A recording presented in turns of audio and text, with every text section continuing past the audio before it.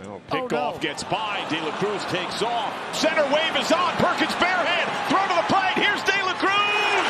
Save! Okay, so I think everyone already knows that Elly De La Cruz is really, really fast. Well, we get to see his speed on display right here. It's Reds Brewers. Reds are up 1-0. It's the third inning. There's 2 outs and there's a 1-2 count. So typically with 2 outs, you're not going to see a whole lot of steals of third base, but I actually really like stealing third with 2 outs, especially with 2 strikes. So again, it's a 1-2 count. And so if I have someone that can steal third pretty easily, I'm pretty confident with that. Well, we could get a throw that goes into left field and now we get a free run. Or in this case, you have a pickoff attempt at second base, which gets into center field and you score a run, which most times you don't see that happen unless you've got a runner like Elly De La Cruz. So let's break down the play. Here's the thing. The Brewers have on a drop glove pick right here. So I want to show you how that works. The catcher is going to be looking out at the second baseman, and when the second baseman breaks to the bag, the catcher is going to drop their glove right there. You can see he drops his glove and he also kind of touches his mask. So that's the signal right there for the pitcher to spin and throw. Now here's the thing. Elly is pretty heads up right here, because if you watch Elly, the second the catcher makes that move, you can see him starting to go back to second base. So he must have had a hunch, because he is so quick. I mean, he's in sync right there with the catcher. He's moving back before the pitcher even starts to turn to pick. So because of that, when the pick is thrown, well, he's already on the bag. And now he takes off, and now you're able to see his speed right here.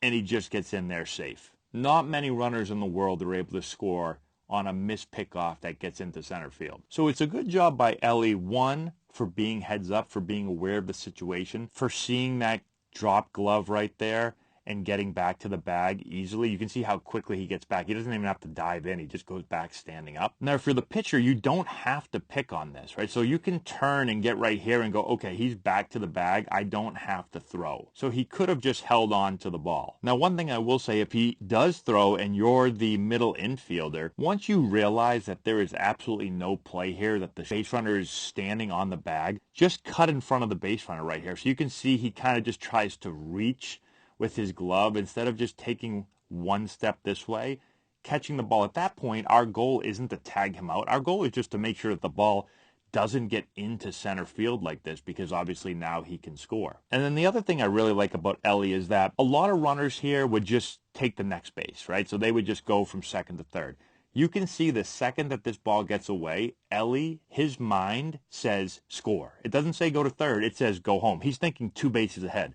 Watch him as he takes off here. He's already rounding it. He's already going out here because he knows with his speed. And right here, as he turns and finds the center fielder, he's like, I can score on this ball. I'm not moving up 1 base. I'm sprinting and I'm going all the way and I'm taking 2 bases on it.